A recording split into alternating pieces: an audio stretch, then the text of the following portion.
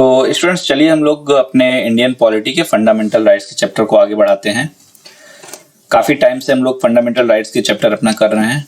इसमें टाइम भी लगना है क्योंकि ये काफ़ी लंबा चैप्टर है और बहुत ही इम्पॉर्टेंट है। अगर हम सिर्फ आर्टिकल्स को पढ़ने जाए तो शायद आधे घंटे में काम खत्म हो सकता है, लेकिन अगर हमको उसको डिटेल में करना है, आर्टिकल्स को डिटेल में पढ़ना है और उससे संबंधित मुद्दे, क्योंकि आर्टिकल सीधे एग्जाम में नहीं पूछे जाते हैं, आपको उससे जुड़े मुद्दों पर आपकी अपनी एक समझ डेवलप करनी पड़ती है और उससे जुड़े हुए जो टॉपिक होते हैं उनसे एग्जाम में प्रश्न बनते हैं और उनको अगर आपको लिखना है तो एक व्यापक आपको समझ होनी जरूरी है। और इसी को करते हुए हम आगे चल रहे हैं, जिसमें हम देखेंगे कि किस तरीके से जो वास्तविक सच्चाइयां हैं, जो मुद्दे हैं करंट में जो सामने निकल कर आ रहे हैं, उनको हम उनके क्या समस्याएं हैं, उनका क्या समाधान हो सकता है, किस हद तक हो सकता है, उन सब चीजों को हम देखते हुए चल रहे हैं। हम अपने लास्ट क्लास में जो कर रहे थे उसको हम आर्टिकल 21 कर रहे थे, जिसमें हमने जाना था कि किस तरीके से जीवन जीने के लिए एक गरिमापूर्ण जीवन जीने का हमारा अधिकार है, दैहिक स्वतंत्रता का अधिकार है। और सुप्रीम कोर्ट ने समय समय पर अपने निर्णयों में ये कहा है कि निजता का अधिकार, नींद लेने का अधिकार, पर्यावरण सुरक्षा का अधिकार, हर एक अधिकार हमारे लिए आवश्यक है। और जिस तरीके से मानवाधिकार होते हैं उन्हीं जितने अधिकार उस मानवाधिकारों में शामिल हैं, हर वो अधिकार हमें जीवन जीने के लिए आवश्यक है। वो सब कुछ आर्टिकल 21 में निहित है, वो अंतर्निहित है, उसको हमको प्राप्त होना चाहिए। लेकिन कुछ ऐसी भी संकल्पनाएं हैं जिस कारण से हमें समस्याओं का सामना भी करना पड़ता है। ऐसी ही एक समस्या है क्या? आधार योजना बनाम गोपनीयता। आधार योजना बनाम गोपनीयता।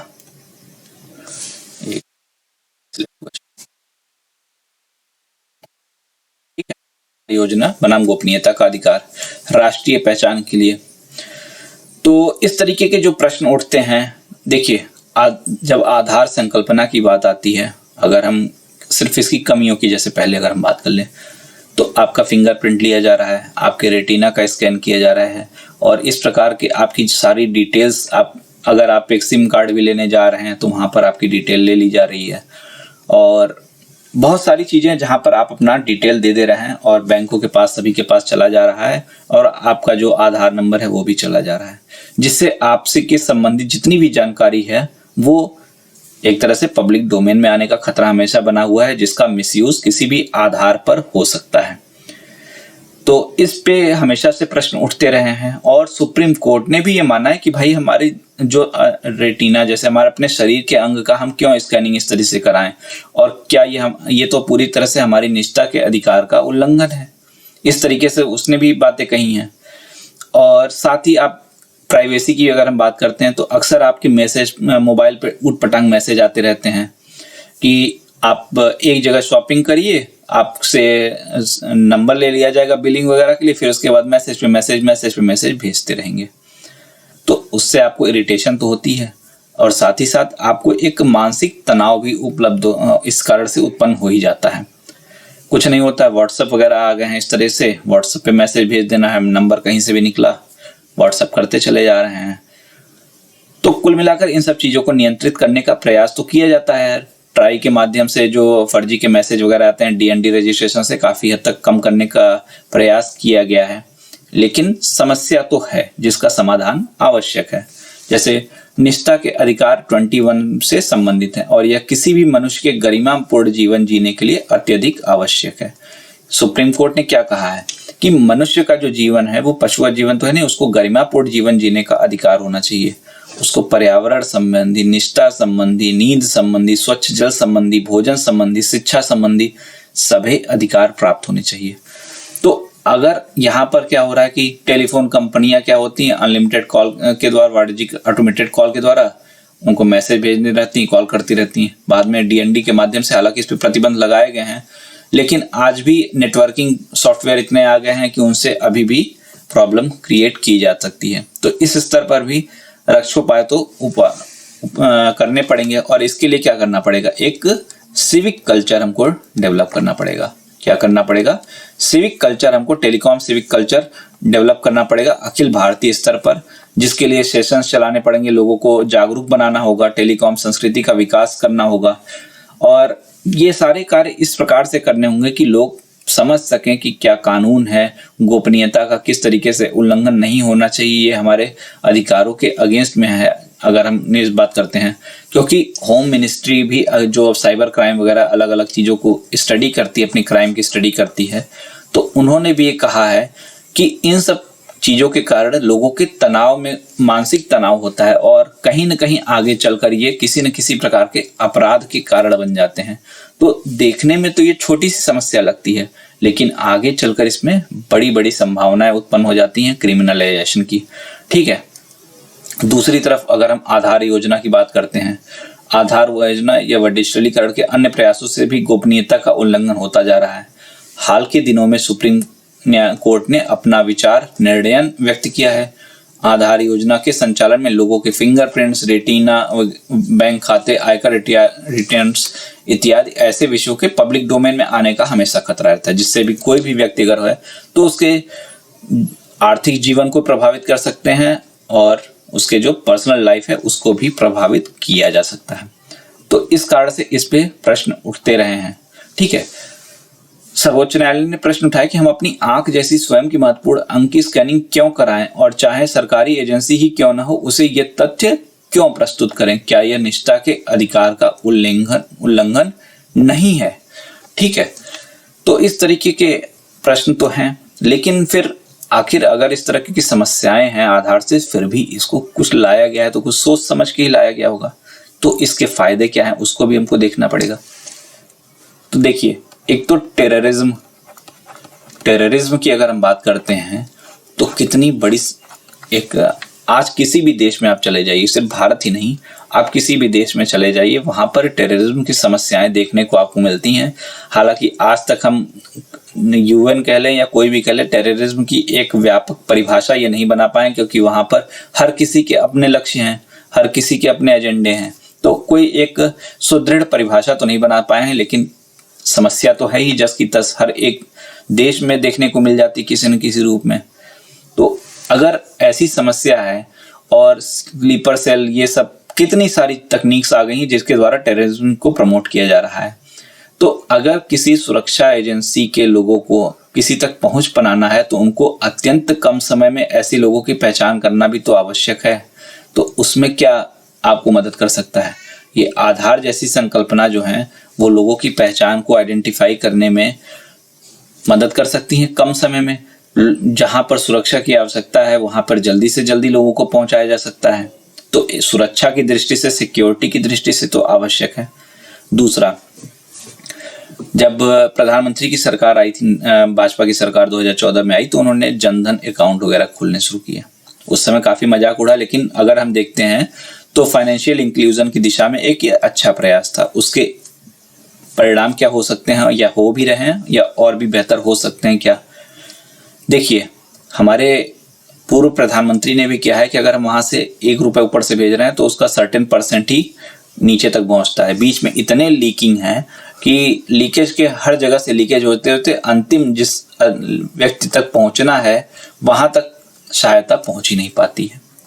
लेकिन अगर आपका आधार लिंकेज वगैरह हर जगह से हो गया है तो सरकार क्या करती है, डीबीटी के प्रत्यक्ष ट्रांसफर के द्वारा, डीबीटी के द्वारा सीधे जो लाभार्थी है उस तक पहुंच उपलब्ध करा दे देती है।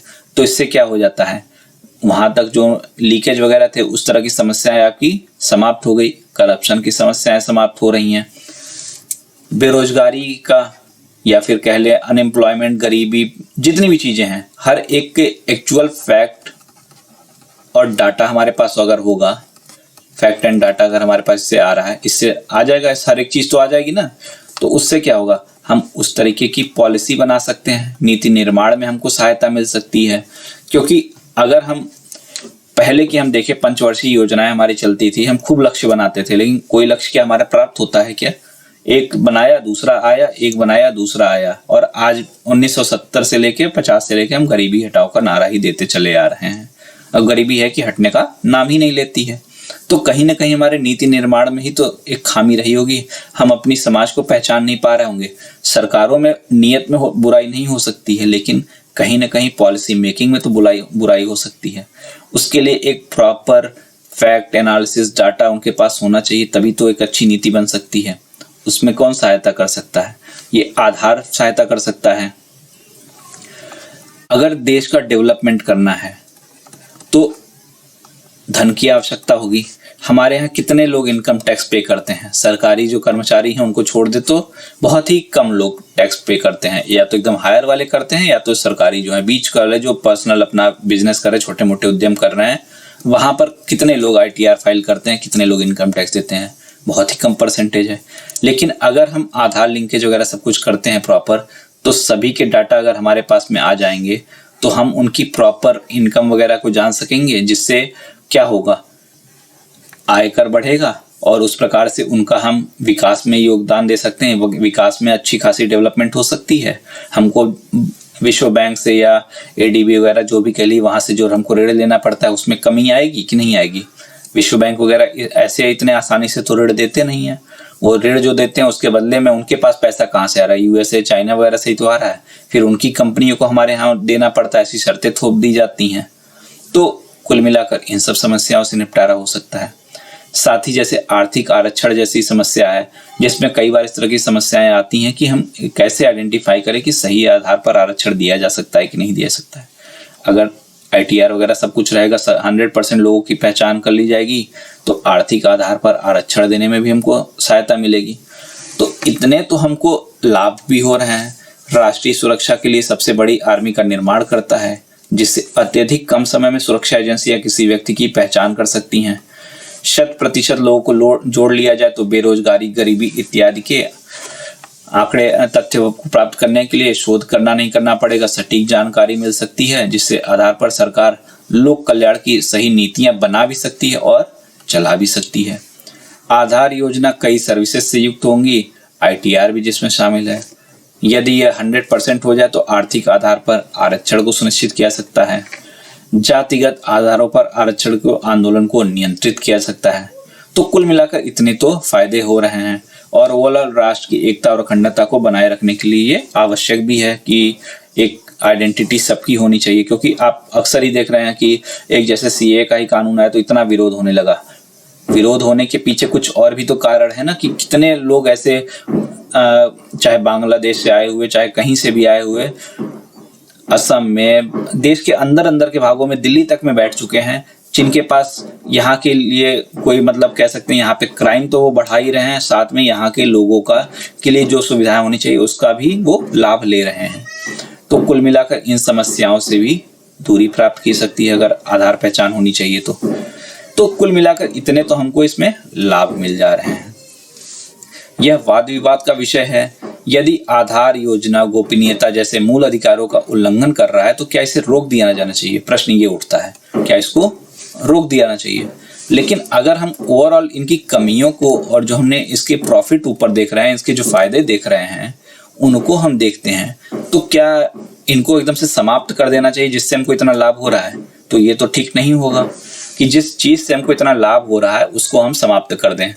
तो इसलिए क्या कर सकते हैं हम, ये एक आवश्यक बुराई के रूप में निकल कर आया है, आवश्यक बुराई के रूप में निकल रहा है, जिसको हम पूरी तरीके से समाप्त तो नहीं कर सकते। तो करना क्या चाहिए? करना ये चाहिए कि हमको जो हम जानकारियां हैं उसको इंक्रिप्टेड फॉर्म में तो रख सकते हैं, जिसको मशीनें सिर्फ पढ़ पाए, ठीक है, आम ह्यूमन जो है वो ना समझ सके, ना जान पाए, ये कार्य कर सकते हैं। उसके बाद सूचनाओं को इस तरीके से नियंत्रित कर दिया जाए कि उनको वर्गों में बांट दिया जाए, जैसा कि करने का प्रयास किया गया national information sharing and accessibility policy के द्वारा। तो ऐसे क्या किया गया, ऐसे वर्ग बना दिए गए जिसमें सूचनाओं के स्तर पर खुली पहुंच हो, ऐसे वर्ग बनाए गए जिसमें पंजीकृत पहुंच हो, और ऐसे वर्ग बनाए गए जिसमें सीमित और बाधित पहुंच हो। तो आवश्यकता अनुसार, एजेंसी के अनुसार उनको इन 3 कैटेगरीज में डिवाइड कर दिया गया, और ये कहा गया कि ये लोग ही इनकी पहुंच, ये जैसे वाद विवाद वाले जो विषय होंगे वहां पर सीमित और बाधित पहुंच ही होगी, सब कोई उस जानकारी को नहीं प्राप्त कर पाएगा। तो इसको हमको क्या करना होगा, स्ट्रिक्टली फॉलो करना पड़ेगा, ठीक है, तभी हम इन सब चीजों को, आधार जैसी की जो संकल्पना है उसको सही रूप में निर्धारित कर पाएंगे। तो एक तरह से ये सारी चीजें निकल कर आती हैं किससे, हमारी निजता के अधिकार से ही। दूसरी एक समस्या भी आजकल बहुत सामने में आ रही है, दिल्ली में कह लीजिए, NCR के रीजन में कह लीजिए, और अदर स्टेट्स में भी आजकल तो धूल कण पर्यावरण जैसे समस्याएं स्वास्थ्य के लिए, पर्यावरण के लिए, दोनों के लिए बहुत हानिकारक हो गई हैं। स्मॉग वगैरह जो हो गए हैं, तो कहीं ना कहीं ये स्वास्थ्य के लिए अगर हानिकारक हो रहे तो जीवन की हमारी जो स्वतंत्रता है उसके लिए भी तो खतरा उत्पन्न कर रहे हैं। तो इसके लिए भी हमको कुछ उपाय तो करने ही पड़ेंगे, क्योंकि जीवन की सुरक्षा जो हमारी है उसमें पर्यावरण से संबंधित चीजों को भी हमको देखभाल करना होगा, इसलिए इसको भी महत्व तो देना पड़ेगा। इसके लिए प्रयास भी बहुत किए गए हैं, लेकिन क्या वो प्रयास काफी हैं? देखिए, आर्टिकल 21 में इसको माना तो गया है कि जीवन जीने के लिए महत्वपूर्ण है ये, लेकिन इसको दूर करने के लिए जो उपाय किए गए हैं, जैसे एनजीटी का गठन किया गया है, अलग अलग एक्ट बनाए गए हैं, वाइल्ड लाइफ प्रोटेक्शन एक्ट बनाया गया है, water conservation act, biodiversity act, बहुत सारे एक्ट बनाए गए हैं। लेकिन वास्तविकता में अगर हम देखते हैं तो समस्याएं जस की तस निकल कर चली आ रही हैं, उनका उतना समाधान नहीं हो पा रहा है। जलवायु प्रदूषण को रोकने के लिए कंट्रोल बोर्ड बनाए गए हैं। स्वर्ण सिंह समिति की अनुशंसा पे इसको हमने क्या कर दिया गया, आर्टिकल 51A में जोड़कर इसको हम कर्तव्य के रूप में भी हमने बनाया गया कि हम पर्यावरण को हमको बचाकर सुरक्षित रखना चाहिए। लेकिन फिर भी एक हम इसको सिर्फ एक आदर्श रूप में लिखते हैं, लेकिन आदर्श में तो मानते हैं कि यहाँ पर्यावरण की सुरक्षा होनी चाहिए, होनी चाहिए, वो होनी चाहिए, लेकिन वास्तविकता में शायद उस पर हम ध्यान नहीं दे पा रहे हैं। एनजीटी जो हमने बनाया, गठन किया, जैसे अभी आप कुछ समय पहले आपको याद होगा कि यमुना के किनारे एक हमारे स्वामी जी का एक सम्मेलन होने वाला था। उन्होंने सम्मेलन हुआ, एनजीटी ने उन पर काफी पहले परमिशन नहीं दी, उसके बाद काफी उस पे फाइन वगैरह भी लगाया, लेकिन उनके लिए वो अमाउंट तो कुछ था ही नहीं। तो कुल मिलाकर अगर हम एनजीटी जैसे संगठन की बात करते हैं तो उतने व्यापक स्तर पर ये कार्य नहीं कर पाते हैं। इनका विरोध भी जहाँ पर होता है विकास और पर्यावरण के बीच में आकर सिमट के रह जाता है, कोई हल नहीं निकल पाता है। हाल ही में जैसे उत्तराखंड की केस हुआ, वहां पर जब पर्यावरण संबंधित प्रश्न आया तो सीमा सुरक्षा का हल देकर ये कहा गया कि रोड को चौड़ाई बढ़ाना जरूरी है, तो वहां पर भी कुछ निर्णय नहीं, उसका अल्टीमेटली सुप्रीम कोर्ट को भी सही ठहराना पड़ा उसको। तो कुछ तो बीच का रास्ता निकालना पड़ेगा ना। सुरक्षा आवश्यक है तो पर्यावरण भी तो आवश्यक है, जीवन जीने के अधिकार में के लिए पर्यावरण तो आवश्यक है ना। तो हमको इन सभी के लिए क्या करना पड़ेगा, एक वास्तविक रूपरेखा तैयार करनी पड़ेगी जिससे हम इन समस्याओं को दूर कर सकें। ठीक है, आज भी पर्यावरण व स्वास्थ्य को कॉस्मेटिक रूप में विषय वस्तु मानते हुए आदर्शात्मक तरीके से देखा जाता है, किंतु यह आवश्यकता की भांति विकसित नहीं हो पा रहा जिसकी आवश्यकता है कि विकसित हो। इसके लिए क्या प्रयास? सबसे पहले तो लोगों को अपना एटीट्यूड चेंज करना पड़ेगा पर्यावरण के लिए। अगर आप पौधे लगाएंगे, कुछ करेंगे इस तरह से, तो कहीं ना कहीं आप पर्यावरण को हानि नहीं होने देंगे। आप अगर नगर विकास हो रहे हैं, पर्यावरण पेड़ों को काट रहे हैं, तो उसी संख्या में आप पेड़ों को लगाइए भी, सड़कों के किनारे लगाइए, तो ओवरऑल जो आपका लॉस हो रहा है उसको आप कवर भी कर सकते हैं। राजनीतिक इच्छा शक्ति दिखाते हुए जैसे चुनाव आते हैं, हाल फिलहाल में यूपी के इलेक्शन, कोई भी इलेक्शन जब होते हैं तो चुनाव घोषणा पत्र आ जाते हैं, बड़ी बड़े वादे किए हैं, कृषि बिल माफ, ये माफ, वो माफ, बिजली माफ। ठीक है, साथ में ये भी तो वही तो भैया पर्यावरण, अच्छा पर्यावरण आपको उपलब्ध कराएंगे, ये भी तो स्वच्छ पर्यावरण का विषय वस्तु भी तो ला सकते हो ना उसमें, वो भी तो आपका चुनावी घोषणा पत्र बन सकता है। लेकिन उसके बारे में तो सोचना नहीं है, क्योंकि हम उसको सिर्फ एक आदर्शात्मक रूप में मांगते हैं। तो एक राजनीतिक इच्छा शक्ति दिखानी होगी और सरकार को अपने एजेंडे में पर्यावरण जैसी विषयों को भी शामिल करना पड़ेगा। सिविल समाज को भी अपनी भागीदारिता बढ़ानी पड़ेगी, जहां पर समस्याएं आ रही हैं वहां पर स्वयं आगे बढ़ना पड़ेगा। मीडिया को अपनी प्रेजेंस बढ़ानी पड़ेगी। अंतरराष्ट्रीय सिविल समाज को भागीदारिता बढ़ानी पड़ेगी। जैसे अगर आप एक ग्रेटा बर्ग जो हैं उनकी बात कर लीजिए, वो क्या है, एक आजकल इस तरह की जो चीजें निकल कर आती हैं सिर्फ एक नोबेल प्राइज पाने के लिए हो गई है। हमारे यहाँ जो है वास्तविक रूप में अगर एक वृद्ध महिला भी हैं, वो पर्यावरण के लिए इतना कार्य कर रही है, तो उनको एक तरह से आइडेंटिफाई नहीं किया जाएगा अंतर्राष्ट्रीय संगठनों द्वारा। लेकिन अगर कोई जो सिर्फ प्रश्न उठा दे, उतनी समझ भी ना हो, उनको बढ़ा चढ़ा के बोला जाएगा, उनको नोबेल दे दिया जाएगा, किसी भी देश के हो, कुछ भी हो, और फिर आगे चलकर वो दूसरे के देशों में इंटरफेयर करना शुरू कर देते हैं। तो इनको अपनी जिम्मेदारियों को समझना पड़ेगा, उन लोग को प्रमोट करना पड़ेगा जो पर्यावरण की दिशा में सही रूप में कार्य कर रहे हैं। तभी उनको अपनी भागीदारिता के द्वारा ये सुनिश्चित करना होगा पूरे विश्व में कि वो जो कार्य कर रहे हैं वो सही दिशा में कर रहे हैं, लोगों को उनके ऊपर विश्वास आएगा।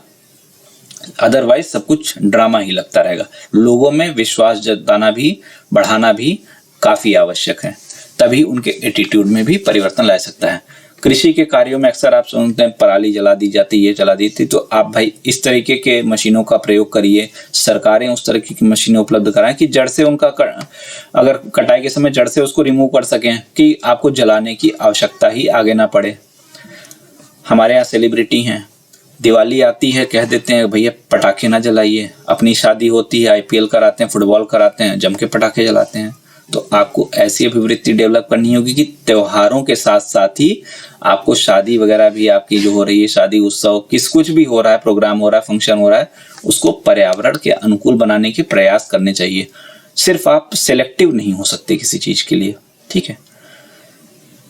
आपके सतत गोल निर्धारित हैं, सतत गोल जो 17 निर्धारित है उसमें पर्यावरण का मुद्दा भी है। उसके दिशा में आपके जो होते हैं इंटरनेशनल कॉन्फ्रेंस भी होते रहते हैं। हाल में ग्लासगो में हुआ था जिसमें जीरो न्यूट्रल कार्बन की नीति पर चर्चा हुई। अन्य उसके गोल निर्धारित करने पर कार्बन न्यूट्रलिटी के साथ साथ में जो हमने अन्य जो गैसें हैं जो पर्यावरण को नुकसान करती हैं उनकी दिशा में जो प्रयास किए जा रहे हैं उसके लिए कुछ लक्ष्य निर्धारित किए, कुछ मानक निर्धारित किए। वहां पर सबने बड़ी बड़ी बातें की। जैसे जैसे लोग अपने अपने देश पहुंचते गए सबने उसको, आप सिर्फ हफ्ते भर में 10 दिन महीने भर आप न्यूज़पेपर्स में एडिटोरियल्स वगैरह आर्टिकल्स वगैरह पढ़ते रहेंगे, लेकिन वास्तविकता में कितने उतर कर आती हैं वो नहीं उतर के आती हैं। हम अगर कुछ बनाते भी हैं तो हम 50 साल बाद की चीज़ें, 80 साल के बाद की चीज़ें बनाते हैं नियम में कि हम तब तक प्राप्त कर लेंगे, 2050 तक हम इतना प्राप्त कर लेंगे लक्ष्य, 2080 तक हम इतना लक्ष्य प्राप्त कर लेंगे। भाई 2080 आने में बहुत समय है। 2000 लक्ष्य उस तरीके से छोटे छोटे लक्ष्य आप बनाइए, उसको प्राप्त करते हुए चलिए।